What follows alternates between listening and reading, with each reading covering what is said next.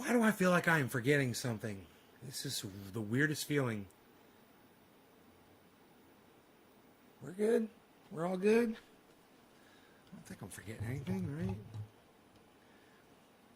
What's up, everybody? What's up, party people? Party people of the world? My neighbors are having a fucking party. So I can hear the bass over there booming away.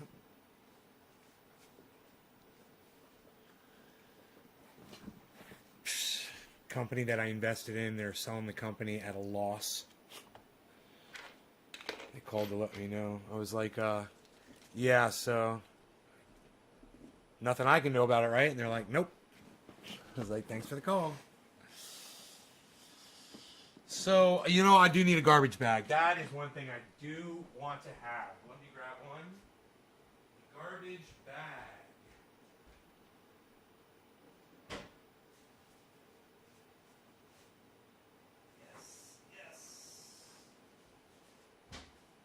Okay.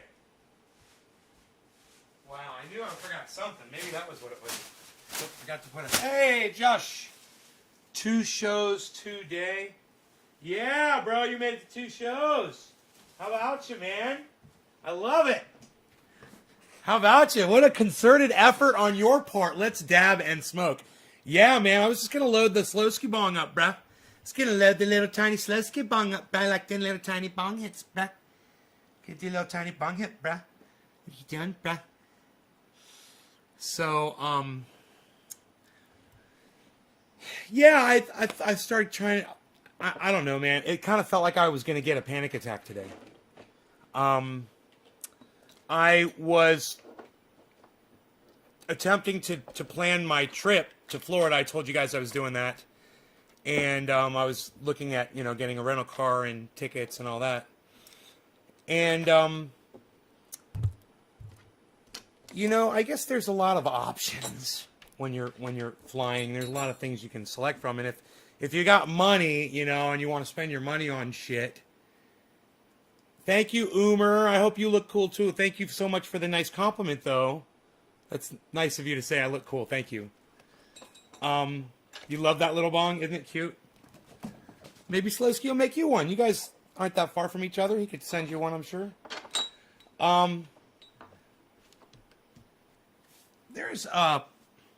There's some dust. Just take my peppermint spray here. Love this stuff. Your ears itchy, buddy? Where was I going? And, you know, I wanted to get a window seat. I wanted to be near the front of the plane. I wanted to fly in and out at certain times. I wanted to get a rental car. I wanted to get a rental car that wasn't a fucking quarter-mile walk to get to the rental car thing. And, man, I got into it, and, man, I started losing faith in my ability to book a fucking flight on the goddamn internet. And, it's a long story, and I'm not going to walk you through all the bullshit. All I'm going to say is I got a little panicky, and, I was like, it's no big deal, dude. You know, maybe I got some problem with going back to Florida or something, but I just need to step away, you know, from the computer. And I went into the kitchen and I made myself a fucking sandwich, right? And I had some Oreo cookies. I sat down with the doggy over here and I watched a YouTube video. Watched a couple of them. Cleared my mind a little bit, you know. I got some food in me. And I said, okay, let's go try to order a fucking plane ticket. And I sat back down in front of the computer. 10 minutes. Maybe 20 tops. Flight. Automobile. Booked. Fucking it's in. It's locked in. Not only that, but when I get to Orlando, I don't have to go to the fucking counter to rent my car. I go straight to the goddamn car place and just get in a car and drive out. Which is great. Because the last time I got to Orlando, man, I had to walk a quarter of a mile just to get to the, well, more like a half mile to get to the The fucking stupid car rental place, you know, you got to walk a half mile to get to it. It's so stupid. They got it so spread out there in Orlando International Airport. Can I come see you in Florida? Bro, you're working, man. Look, man, I know you have a job, man, and I mean, I don't mind hanging out with you, bro, but I'm just saying, you don't sacrifice your job, okay, just to come meet me. I'm just a dude. All right? Don't forget that. I'm just a dude that you tattooed on your legs, bro. I'm no big deal. I'm just the tattoos you got to look at for the rest of your life. You could definitely come visit me, bro. I wouldn't have a problem with that at all. All I'm saying is, don't let it fuck up your life, man. I ain't worth it. Don't throw your life down the toilet over a fucking, you know, smoking a couple bong hits with me. And Iceman and Dave Campione and maybe some others might be there. Some of the Florida crew. My buddies Bill. Adam Benson will be there. Be good to see him. Anywho, I was thinking about that Jack. Who's that guy? What? Who's that fucking suave? Huh? Oh, ladies. Oh, ladies. Oh, ladies. Oh, ladies. You know it. Oh, I was a killer. Oh, I was a lady killer when I was a kid. Did you see that? Oh, what? Psst, what a stud. What a complete and utter stud. With stress on the word stud.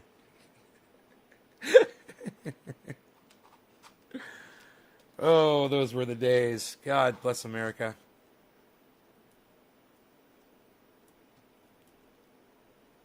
Can I come visit? Yeah, you come visit. I mean, I think you're stupid to drive that far to come see me again. You know, it's no big deal to come see me.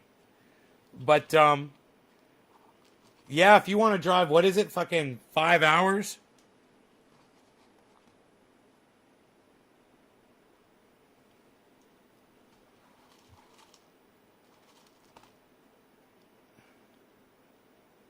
You guys must really like me, huh?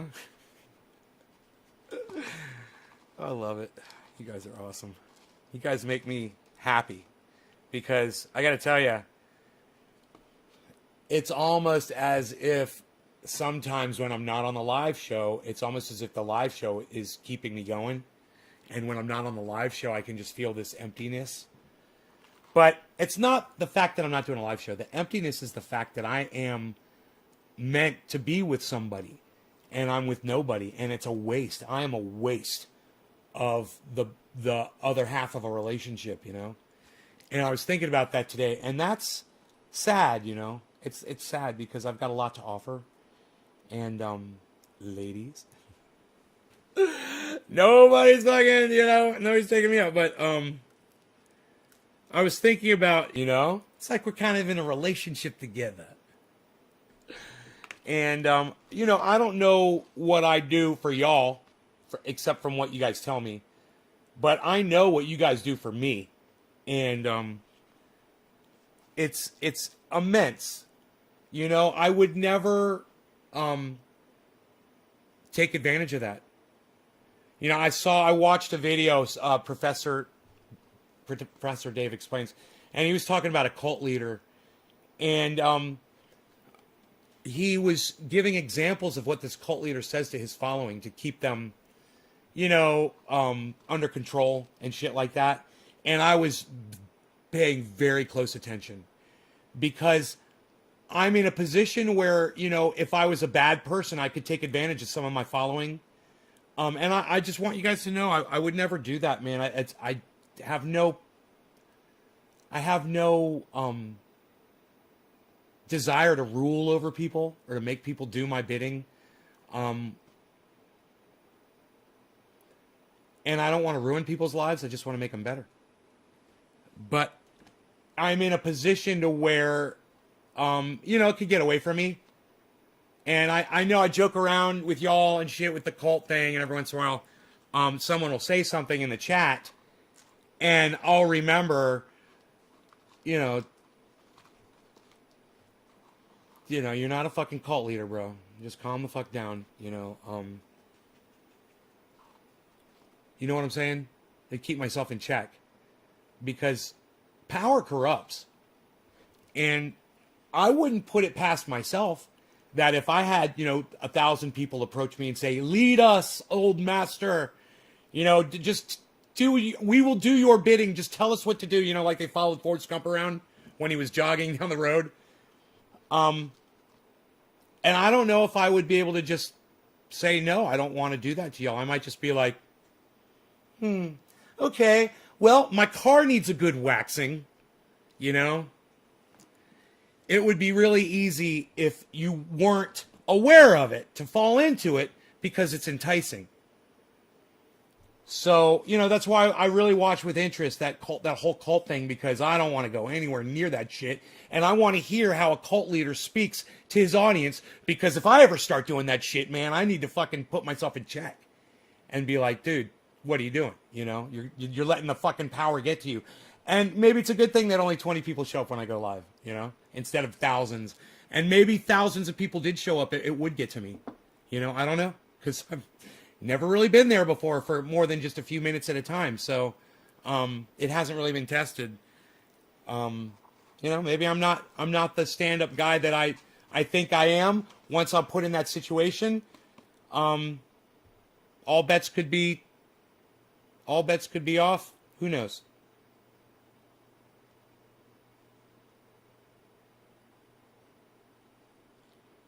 You watch cult leaders on YouTube? You shouldn't do that. You, of all people, shouldn't be doing that. For me, it's different. It's more of like an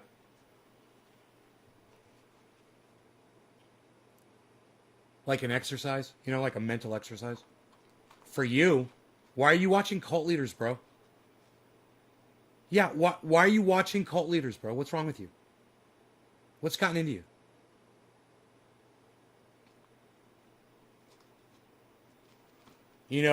One of the things the cult leaders do is they say that whatever they say goes, and there's no other external information allowed.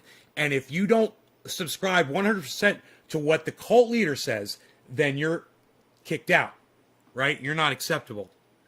I'm like that on some things, and I realize that. I'm like that when it comes to, how we refer to cannabis in this live stream. And I'm like that when it comes to racism, and I will control people, and I'm like that when people are saying things that are non-factual. Not that I just disagree with them, but like when you say something that's non-factual that will result in somebody listening to what you say, and then they'll get hurt or killed. I'm not going to change that shit, but I think that serves a purpose, and I think that's healthy for everybody. But, when it comes down to people coming in here and saying, dude, it's your way or the highway and that shit, it's really not. It's really not. There's a line. Don't cross it. And you guys should know what that is. It's just keep it real, and I'll keep it real with y'all. Hey, man, yeah, I could be studying up on cult leaders and not fucking telling y'all about it. And I got to tell you, when I saw the David Koresh thing, he's like a fucking hero to me, bro. David Koresh. He was like a fucking hero. Not because he's a cult leader, but I got to tell you this. I liked the way he ran his cult. And when you watch the way they portrayed him, and I don't know if this was 100% correct, but he was telling all of his followers, you guys can leave anytime you want. I'm not keeping anyone here against their will. If you guys want to be a part of this community, that's on y'all. And I was like, I like that. He's not saying that if you don't do it, God's going to strike you down or blah, blah, blah. He gives them the freedom. And yeah, it's a cult. And yeah, they fucking joined it. And they were all good with it. Everybody was good with it. And they fought to the death in that fucking cult. It was crazy.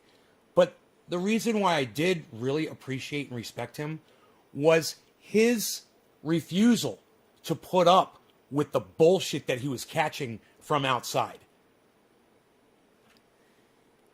And even though there was a lot of psychosis involved in the way he was perceiving that, he thought he was Jesus and Son of God or whatever the fuck. I liked the way he told the man to go fuck himself. So that appealed to me, you know, that his militant style.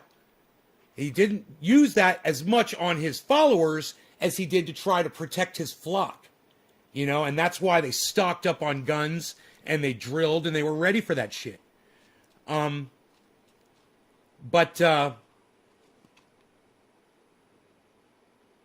You know, as far as him having a whole group of people under his control and him marrying every woman and fathering all these children and doing all that fucked up shit, not quite as appealing to me, you know? To have that level of control over people, it's vulgar, and it's very common, and it's very dangerous. And, you know, people that are into mysticism and the vibrations, and if you like watch the Orange Pill podcast and you listen to the words that they use, you need to go watch that Professor Dave Explains talking about cults and shit, and you're gonna realize he's not talking about cults. He's really talking about what do they call it? I can't think of the word, but it's mysticism, but it's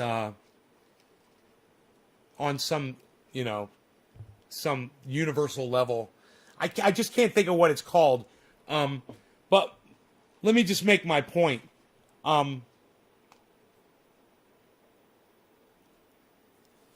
Watch this video and listen to him talk about the subject.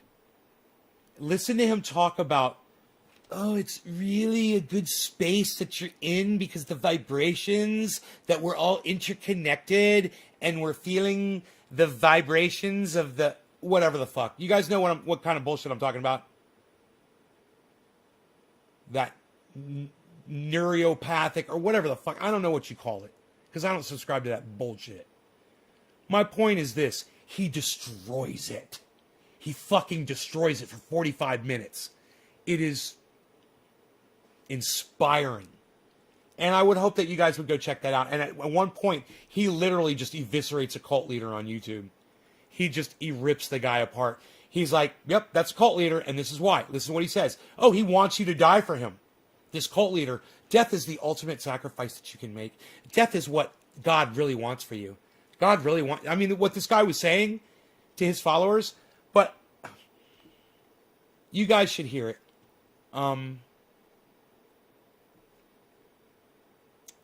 You guys really need to hear it. Because you need to be aware of these weasel words. And when you hear them, the hair should stand up on the back of your neck. Like when Iceman hears endorphin.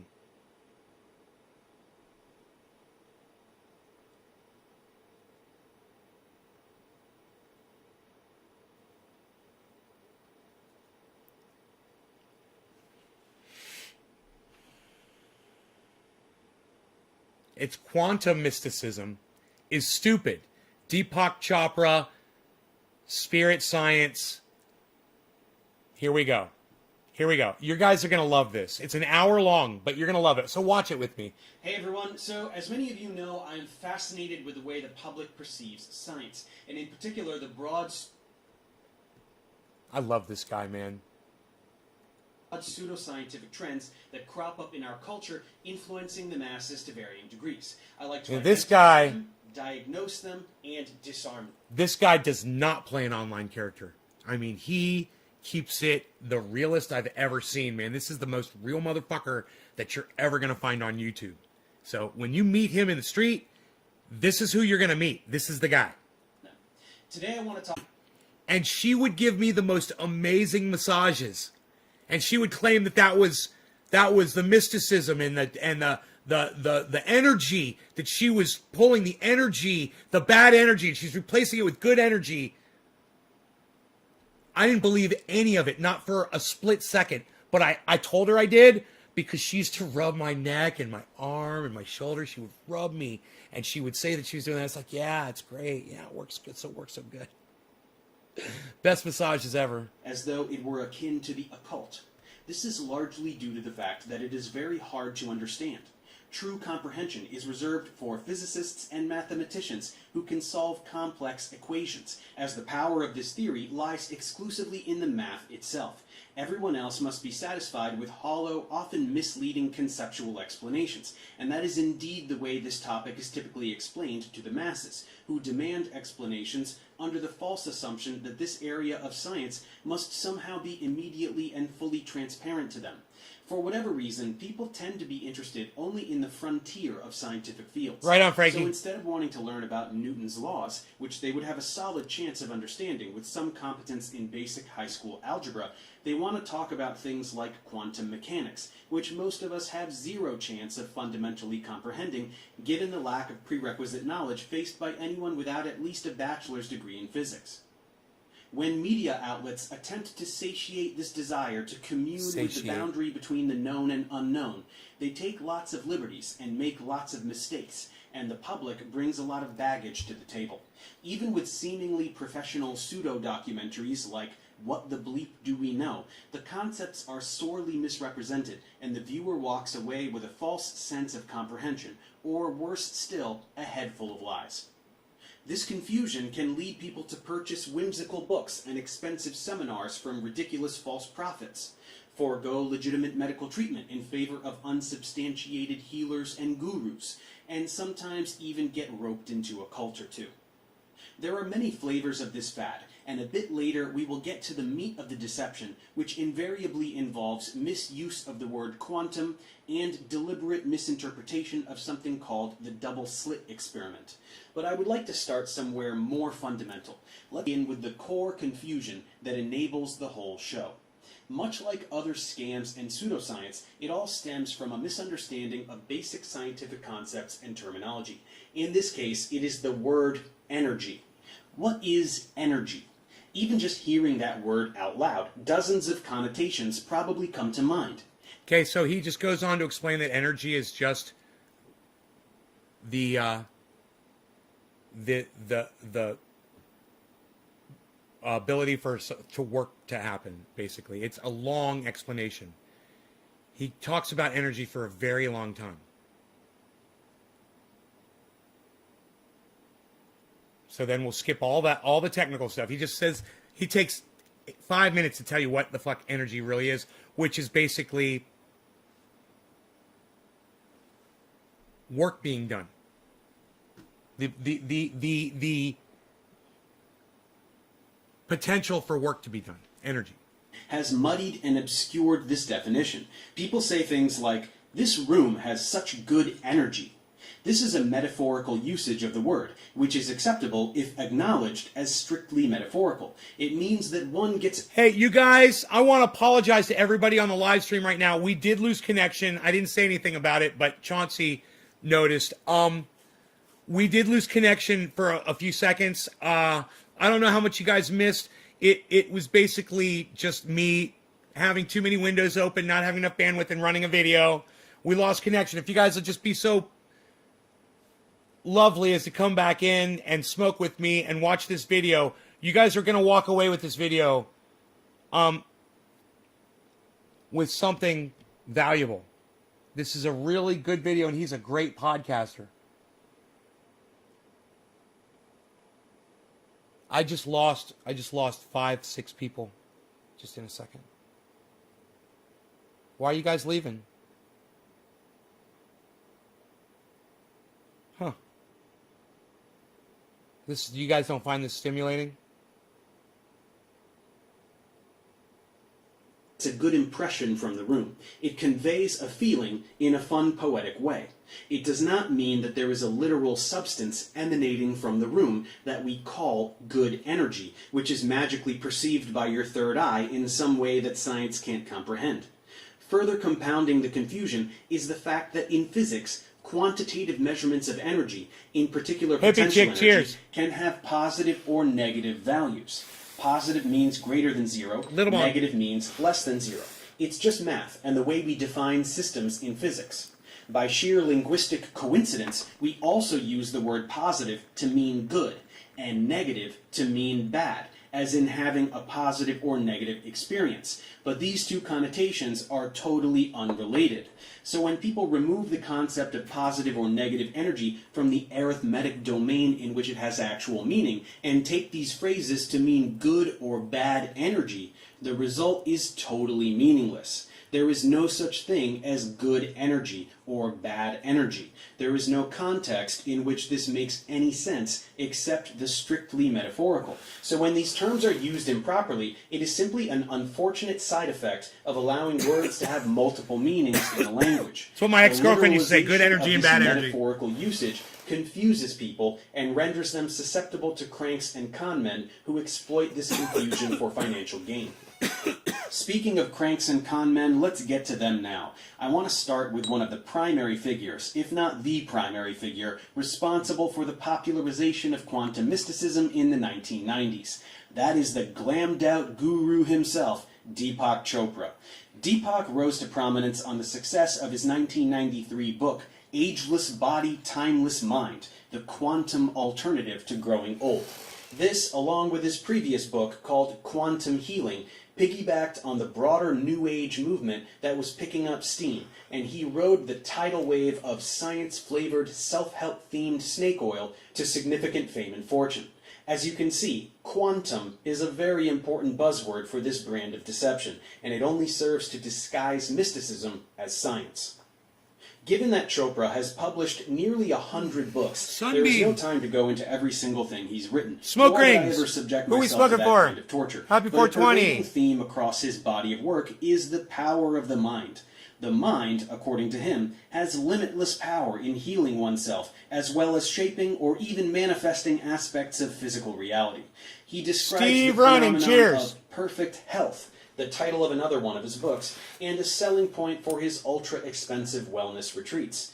He advertises that those who read or attend and learn these techniques, which we could call sorcery, can be totally free of disease, never feel pain, and even halt the aging process, all simply with the mind. Of course, it seems that even Deepak himself was unable to put that last technique into practice, as he is 74 years old, and he looks his age. His other favorite thing to talk about is how physics tells us that consciousness creates reality, another hallmark of the quantum mystic. Here's a taste. There is no universe. It's a human construct. There is no body. It's a human construct for a mode of knowing and perception. There are no electromagnetic fields or molecules or atoms or waves of particles. These are human constructs for modes of knowing and experience in human consciousness. No, you fucking idiot. Those are called words with definitions that define the things around us, you fucking liar. There's no universe? Really? There's no body? Really?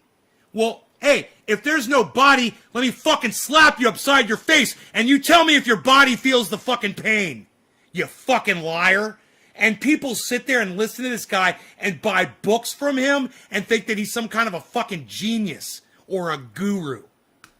The only thing we can say with certainty about the universe, Ryan, will you explain to me what a forensic audit in Arizona is? I don't know what you're referring to. I'm assuming you're talking about voting. Which election are you referring to? And who's conducting it? And what is it in reference to? Which election? it's made of is it's made of nothing. Non-locality, if you tickle the universe here, it laughs there. If you ask the question here, it answers there, because consciousness non-locally is correlated everywhere. That's the deeper question. There's mathematics to prove that. Such a liar. Bullshit. So as we can see, There's even mathematics for those to who prove aren't that. specifically looking to be healed, there is still plenty to bait you with. The selling points of consciousness creating reality pretty much write themselves. Hey, man. Realizing your infinite Dude. potential, manifesting Do your... you see that we're watching a movie right now, Ryan? Okay, there you go. Thank you. All right. 2020 presidential election. There's some kind of an audit. What do I think will happen? I don't fucking know, dude. Why don't you get on our page, okay? Why don't you hop on our train, okay? Switch off. You're on a train going the other way. Get off the station, right? And hop on our train, okay? You're on the wrong fucking train. or desires. These are all attractive notions. That's which can so rude, inspire bro. suggestible people We're who sitting are here talking about something dissatisfied with completely their lives different. or otherwise overwhelmed by reality. It's emptiness disguised as transcendental self-improvement, something which has served as the basis for Scientology and other successful criminal organizations. To be fair, not why don't every you tell me quantitative- what you think about this shit? How about that? Why don't you tell me what you think about this shit? has their own cult, but some of them do. And even those that don't, should we really look the other way when people make a fortune from deliberately misleading the public? How is it that they are able to do this? The success of Deepak stems from two things. First, he uses Right, his says all right. Indian identity and calm, calculated manner of That's speech your answer to is put all out right? an air of ancient Eastern wisdom. To the untrained ear, he sounds like a wise sage. And he also was at one point a real doctor, so he appears to have credibility. Second, he is a third-degree black belt in the art of pseudoscientific word salad. He may be the best there's ever been at this impressive skill. He knows precisely which buzzwords to use and in precisely which combinations He's a con so man. as to present what sounds He's to a many fucking like con profound man. truths, when in reality most All right, of what Ryan. he says is utterly meaningless. Well, let me catch you up. In fact, there This is is a good. Deepak Chopra quote. So this is Professor Dave Explains. He's done this video. It's called Quantum Mysticism is Stupid. Deepak Chopra, Spirit Science, Actualized.org. That's the title of the video. And what it's about is he gets into a cult leader later, and I can't wait till we get to that part. And I might even fast forward to get to it sooner. But he talks about how everyone in the vibrations, if you've ever heard of like the Orange Pill podcast, and they talk about how everything's on a vibration and we're all vibrating and everything is vibrating and we're all feeling like these energies, and when we all have the same energy and we all have the same, that's all bunk. It's all bullshit. And he's destroying it. Now, yeah, I love the Orange Pill podcast. You know, I actually went with a girl for several years who was into that shit. So, you know, you can't say that I'm biased. You know, like I said, I really do love the Orange Pill podcast. But I gotta call, as much as I love them, I gotta call them out on their bullshit, and their whole vibrations and energy thing is exactly what he's talking about here. It's dangerous talk because it means nothing. It means you've got nothing else to say, so you talk about vibrations and energy. You know, come up with some real shit to talk about. How about that? What are you scared of society? What are you scared of conversation? So you got to make up your bullshit and talk about bullshit? It's like Saturday morning cartoons, having a conversation with some of these people. You know, really, step up to the adult world. Reader online called Wisdom of Chopra, which is programmed with vocabulary from his Twitter feed and equipped with a randomizer, which will spit out randomly generated blocks of text that are completely indistinguishable from what he actually says. Here, I'll show you. These are all statements that were randomly generated for me by Wisdom of Chopra, except one, which is something Deepak actually said. See if you can pick out the genuine quote. Okay, so I'm going to give you guys time with this. All right? Go ahead, take your time. Look at all of those quotes. Okay? Experimental truth constructs intricate external reality. Imagination imparts reality to the barrier of sensations. Your heart quiets karmic balance. Attention and intention are the mechanics of manifestation. True identity is a modality of the expansion of opportunities. 1 through 5. Which one do you think he said? And which one do you think was generated from a random word generating algorithmic fucking piece of software on a fucking website? Go ahead. Which one was spoken by the actual human being, and which one was just made up among words that he likes to use? Can you guys tell? Which is the one? Which is the one that he actually said?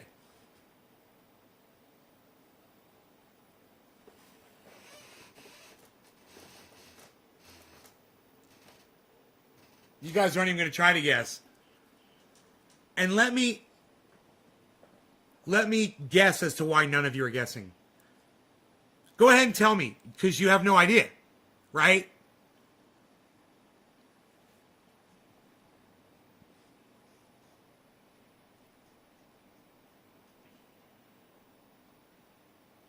5 or 2.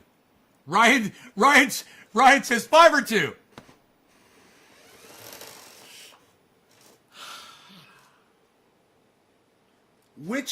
So you're saying that all the other 4 statements were created by software, and 5, 2,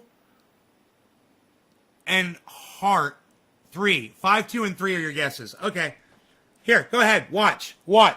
You're gonna love this.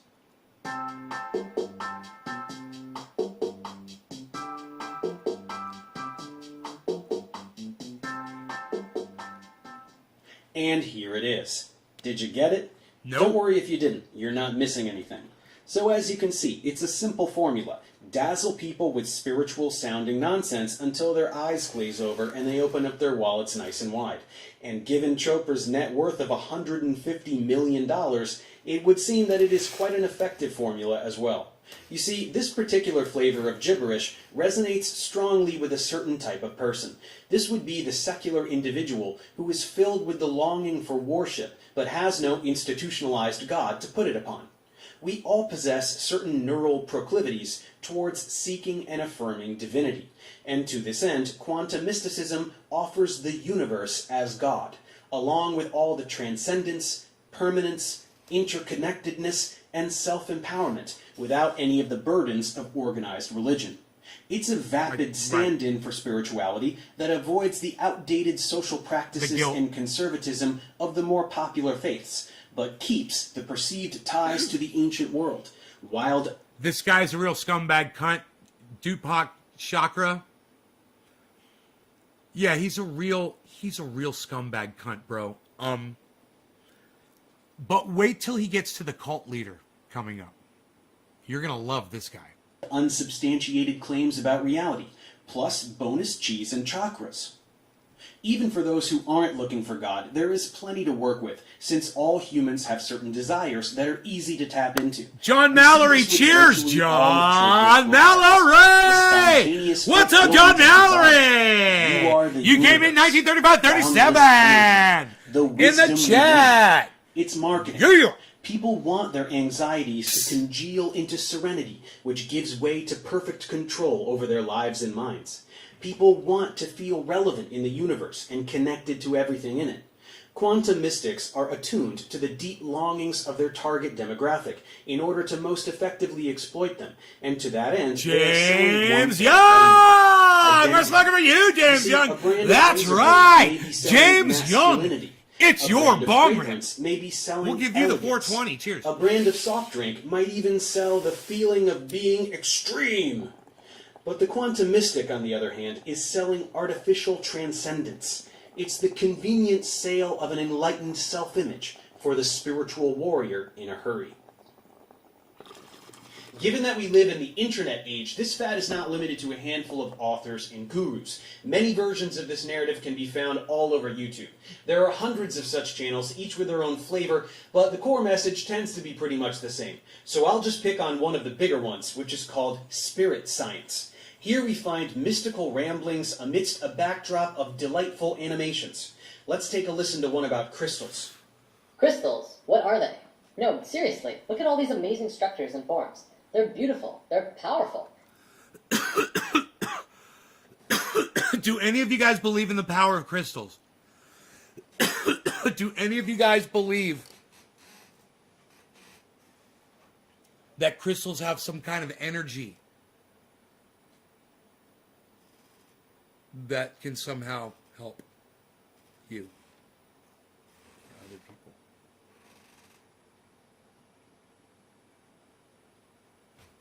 Pay attention. I think you guys are going to like this. And their life. Crystals are the essence of life manifesting within the earth, the blossoms of the mineralogical portion of the earth. Recognition of these energies and forms of crystals can greatly benefit your personal growth. It is a very basic consciousness, not as intricate or advanced as some life on earth. Crystals definitely don't have the thinking capacity of humans, or even the biological reproductive systems of plants, but they are life. No, crystals are not alive. There are very specific criteria that qualify something as being alive, including metabolic activity, which means lots of chemistry happening inside all the time, response to stimuli, growth, and reproduction. Crystals are inert. They are not alive, period. The word life has a rigorous definition, and it can't just be applied to any random object. Crystals are defined as being a mineralogical body with a characteristic internal structure and enclosed by a symmetry of plane faces. They are, however, much more than that. No, they are not. We've discussed before that everything in the universe is a vibration, existing through many different frequencies at once. Our physical bodies are on this physical plane, but the sounds that we hear vibrate to a different frequency, as with smells and even thoughts. Crystals also vibrate to many frequencies at once. We are discovering some more key buzzwords for the quantum mystic: vibration and frequency. These are used just like energy as being synonymous with magic. That atoms and molecules vibrate doesn't mean they can cast magic spells, and frequency is just a word that means number of cycles per unit time, and has no significance when not applied to a concretely defined phenomenon. When the mystic says higher frequencies, they mean good frequencies, which doesn't mean anything, just like good energy doesn't mean anything. When the quantum mystic says that something is emitting frequencies or vibrating to frequencies, they mean that it is magic, and they want to use a scientific vocabulary word to pretend that magic is real. Health is the natural state of any form in the universe. Okay, well, hippie chick, I knew that you were going to say that you believed that crystals emit some kind of energy and have some kind of an effect over you, and I want you to know something. They do not, okay? And if you want to go on believing that, go right ahead. Let me tell you, I love rocks. Crystals are great, too. They make me feel good. You know, I like to hold them in my hand. I like to look at them. I like to set them on my desk. I like to put them on paper. I like to use them for stuff. You know, I like to pile them up, put them with some water running on them. You know, I fucking love them. Love them. They make me feel good. They probably make you feel good, too. But let me just tell you, they make you feel good on a level that you're misunderstanding if you think that the actual crystal is generating energy that is affecting you. It doesn't work like that. It's just like you like music, playing guitar. It makes you feel a certain way. Like my buddy Iceman, he gets chills when he hears certain songs. You know, the hair raises up on his arm. Now, if he felt that good about crystals, he would get chills and the hair would raise up on his arm too. And he would say it's the energy coming from the crystals, right? It's not! It's you! Listen to what he's going to say. This gets really good, all right? He's going to totally explain it, and I want you to listen to this and just realize crystals are total bullshit. They're pretty, though, and I like them, and they're nice to hold and to have, wear on necklaces, put them on the counter, walk around. Obsidian's beautiful, diamonds are gorgeous. Hey, man, whatever. Nothing is vibrating. Considering the vibrational existence of reality, health comes when frequencies of anything are in balance and harmony with itself. Health is not the natural state of things. Oh my God! Disease... Oh my God! I didn't notice that! Holy shit! Holy shit, motherfucker! I don't have one right here. Professor Dave, man! Professor fucking Dave! Professor Dave Explains, showing the goddamn triage oil logo, guys. Show me a goddamn triage. I know I got one. I got one. Oh, I got one. Oh, I got one. I got one right here. Dude.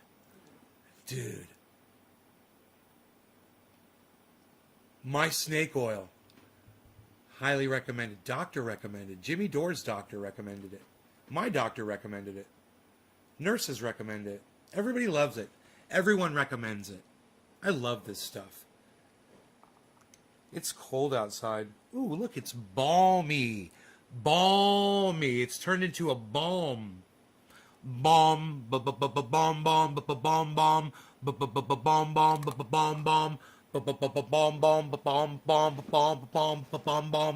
bomb. Health is not the natural state of things. Disease is natural. Death is natural. This is the setup for a snake oil pitch, and it's a classic one. Then, again with the buzzwords. Frequencies of what? The word frequency doesn't mean anything if not directly referencing a physical phenomenon that can possess a frequency, like light or sound. When patterns of energy are disrupted, we experience a state which we know as disease, which is a body that's not at ease. This graphic is meaningless. We don't have orbs of colored light around us. Disease has a molecular basis. It does not have a basis in invisible personal rainbows that definitely do not exist. The resistant, discordant energy patterning is responsible for every negative symptom we experience, everything from headache to cancer. Again, what is this? Frequency of what? This has no correlation with anything in physical reality. Headaches and cancer are not caused by little quivering lines. This is such unadulterated fantasy that there isn't even anything to debunk. In the physical world, you pick up a crystal and feel it as something separate from you that you're just holding. Higher frequencies, you're actually interacting with that stone energetically. Not happen. If it did, it could be measured and substantiated. It is a fabrication aimed at people who don't require evidence in order to believe something. Now, consciousness is, of course, the determining factor of if you're going to be accepting of these new frequencies coming into your being through crystals. I'm not going to say crystals will heal you, because if you fight them and are non-receptive to these frequencies, you will continue to create the disharmony within yourself. The translation here is that those are healing works by penises on placebo ball effect. sacks. So if you don't think Penises they won't work on ball because sacks. They only work when you trick yourself into thinking that they work. Remember the 5 platonic solids? Science understands that all atomic patterns and molecular structures were based on these 5 forms. No, they aren't. That doesn't mean anything. Molecular geometries do not exclusively resemble platonic solids. He's like, no, One of the biggest things about crystals is that they can transmit frequencies. From a metaphysical perspective, we can transmit thoughts and emotions through crystals. But scientifically, does that make sense? No, it doesn't make sense. It sounds like magic. Just saying, doesn't that make sense, is not an argument. Science found in the 50s that silicon shows the same principles of life as carbon. Exactly 1 octave down on the periodic table from carbon is silicon. They are called periods, not octaves. The periodic table is not a piano. Sponges deep in the ocean and he's a 100% pianist. silicon were also He's a discovered. touring musician. It shows that silicon life doesn't just work in theory, but they actually exist right here on this planet. There are no sponges made of 100% silicon. If something is made of 100% silicon, it is silicon. This is one of the dumbest sentences I've ever heard. I can't understand how any human person doesn't just laugh out loud when they hear things like this. Okay, that's enough on crystals. Let's hear some commentary on physics. What physics is telling us is that everything comes down to geometry and the interactions between elementary particles. Things can happen only when things are perfectly balanced. This doesn't mean anything. It's just more vague nonsense intended to get people nodding their heads, pretending they are learning about deep truths in physics. Garrett demonstrates to us how the particles that create point particles really work. He shows that when you plot them out in how they move, this is what they look like. At the tiniest scales of the universe in how it works is very beautiful. What is this? Subatomic particles are not colored squares and circles and triangles. What are we looking at? What do these symbols represent? Not even a half-assed attempt to explain anything is offered, just random images acting as a backdrop for word salad. It's how they fool Now, you, look at hippie this. chick. This is one of the ways that these charges branch off from each other. As you can see, it flows in a hexagonal pattern, the same pattern that we found in the expanded flower of life. Then, if you rotate this pattern in 6-dimensional charge space, you see it forms yet another pattern. Many of you will recognize this as the shape of the Star of David, but its true name is the star tetrahedron, which maps perfectly over the fruit of life. Oh, I bet you love that. People love cool shapes. I bet you love that, shows hippie lots chick. of cool shapes. Again, meaningless.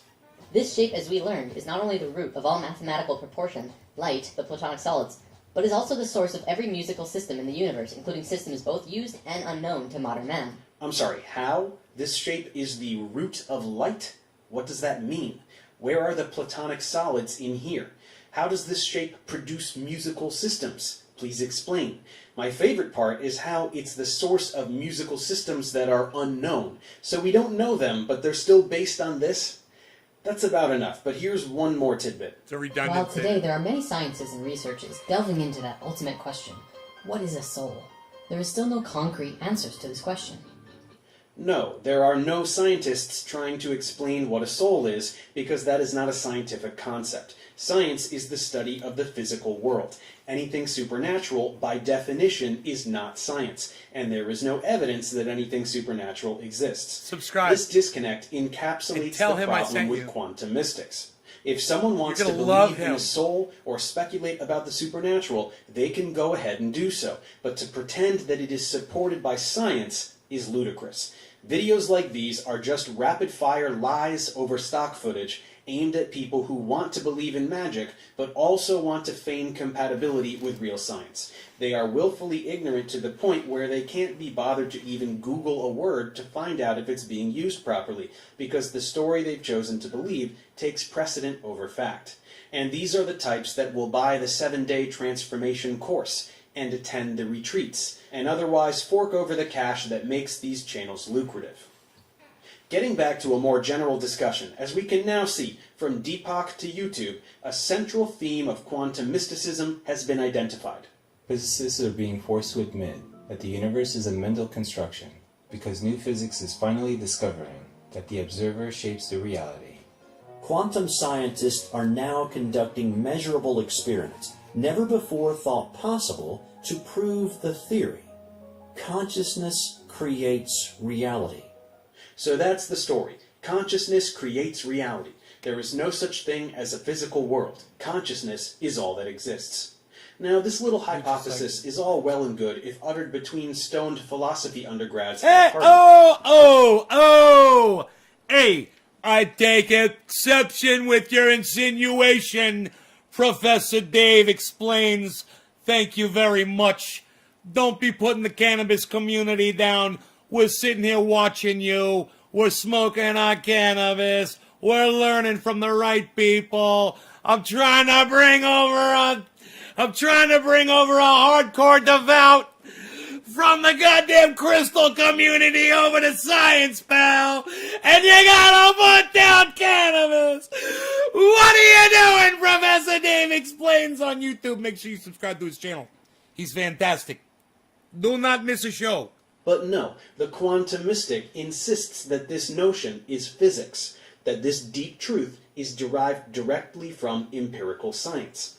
Well, it absolutely isn't, but that then begs the question, where did this lie come from? It's obvious that it's just a self-help sales pitch. It's quantum Tony Robbins. Does conscious intention create reality? This question comes with a number of other questions. Does this mean we as individuals can shape and create whatever reality we'd like for ourselves? Does it mean we can manifest a certain lifestyle and attract certain experiences? Manifest your desires with only 4 easy payments of $19.99. 4 name guy, so again, cheers! If the notion of consciousness creating reality has nothing to do with quantum physics, how can these mystics claim as much? This is very easy to answer. All of this woo stems from deliberate misinterpretations of key experiments in 20th century physics. The most notable such misinterpretation is related to the famous double slit experiment. I have a tutorial on this topic as well as many other key aspects of quantum physics in my Modern Physics playlist, so please head over there after this video if you're interested in learning more about it. But to briefly summarize the issue that is relevant here, the double slit experiment was pivotal in demonstrating something called wave-particle duality. In short, everything is both particles and waves. Light is waves, but it's also particles, called photons. Electrons are particles, but they are also waves of probability density. When you get down to the tiniest things, everything is particles and waves, and it doesn't matter that it doesn't make sense to us. It doesn't matter that we can't visualize it or rationalize it. That's what the math tells us, so that's how reality works. The way the double slit experiment works is that particles are allowed to diffract through 2 slits to generate an interference pattern on a detector beyond, as makes sense for a wave. We can do this with light, but we can also do this with electrons, and in fact we can even do it with an individual electron. The diffraction of an individual electron is a compelling demonstration of the wave nature of matter. Now here's the kicker. When we are not interfering with the process, the particle appears to pass through both slits, just like a wave. But when we try to determine which slit it passes through, it appears to only pass through one, like a particle. It's incredible. The act of observing the particle changed its behavior. The very act of measuring or observing which slit it went through meant it only went through one, not both. The electron decided to act differently, as though it was aware it was being watched. Observations influence external reality. At least that's the pseudoscientific narrative that charlatans spin. In fact, it is impossible to observe a tiny particle, like an electron, without affecting the system. Observation requires physically interacting with such a particle. In the submicroscopic realm, observation is not a passive process. We can't spy on an electron the way we can peek at our neighbor through the window. Animating a little eyeball simply watching the electron is misleading and inaccurate. Measuring something about an electron involves interacting with it. Detection requires the emission of photons that interact with the electron and thereby affect certain properties of the electron. I hope you guys are having fun. It is the physical act of taking a measurement that affects the system, not our consciousness. There is no magic. There is no voodoo. And there is no basis with which to conclude that particles know they are being watched or that we can create alternate realities with our minds. Something similar can be said for the quantum mystics' interpretation of the Heisenberg uncertainty principle, the concept of superposition, and any other aspect of legitimate physics they attempt to reference, which means absolutely nothing if you don't do any math. There is nothing in physics that lends any credibility to the notion that the universe is immaterial, or some kind of mental construct. One can engage in such philosophical speculation if they choose, and it's not a totally meritless intellectual exercise. But to say that such ideas have some kind of empirical basis in physics is objectively false. Anyone who says anything of the sort either doesn't understand physics or is lying, or both. Then, of course, there is the word quantum itself. It is a far more boring word than many people presume. Quantum simply refers to the minimum amount of any physical entity involved in an interaction. So, for example, photons are quanta. A photon consists strictly of integer multiples of some tiniest indivisible subunit. So there is a tiniest quantity possible for energy, space, and time, and all values are multiples of that unbelievably tiny subunit. Quantization is a core principle of quantum mechanics, this word refers to. It does not refer to lasers or interdimensional travel or whatever other unadulterated fantasy the mystic seeks to infuse it with. So apart from the self-help snake oil courtesy of Deepak and pals, where else does this narrative rear its ugly head? Who else lines their pockets with this brand of pseudoscience? Let's head over to the medical realm. Another facet of quantum mysticism involves a total distrust of Western medicine. According to the mystic, the body can heal itself, so real medicine is just big pharma trying to make a buck. This is another example of how the alt-health industry fosters and exploits anti-establishment bias. There are some people who so desperately want to believe that every perceived authority is wrong that they will blindly trust anyone who tells them so. And in this realm, it means avoiding drugs and doctors in favor of magic crystals and healers. As the narrative goes, Western medicine treats the symptoms, while alternative medicine treats the cause. In fact, this is the precise opposite of the truth, as these phony treatments operate exclusively by placebo effect, which is the slight mitigation of physical symptoms brought on purely by expectation. Essentially, if you believe your pain should be alleviated by pretty rocks, or someone floating their hands over your body, then a shallow, fleeting period of pain relief can be experienced. But it is not causally related to the item or practice in question. It can be achieved by waving a magic wand and shouting abracadabra, if the subject is prone to believing that should work. So all the power of the mind rhetoric is not entirely without basis, but this palliative effect, apart from disappearing rapidly, does nothing whatsoever to address the cause of the ailment. All disease has a molecular basis, and real medicine addresses that molecular basis with molecules, like drugs. These are compounds that interact with proteins in your body, like enzymes and receptors, so as to induce a physiological chain activity. We don't really have time for a biology playlist if you're interested, as well as others on biochemistry and biology for the relevant background information. Otherwise, rest assured, alternative medicine treats the symptoms, and poorly at that. Western medicine treats the cause. Anyone who says otherwise is a duper or one who has been duped. So what are these treatments precisely? They do it a lot. As we said, They're lots of people super duper. believe that crystals have magical healing powers. Pushers of this narrative display such disregard for physical reality that beyond not feeling obligated to substantiate these claims in the slightest, they even tend to throw out vaguely scientific-sounding word salads as It's a justification, vortex! knowing that Jerry! their target demographic It's a will not vortex, Jerry! scrutinize them for a single second. Their customers want to believe that magic is real and are willing to pay money to a practitioner to perpetuate illusion.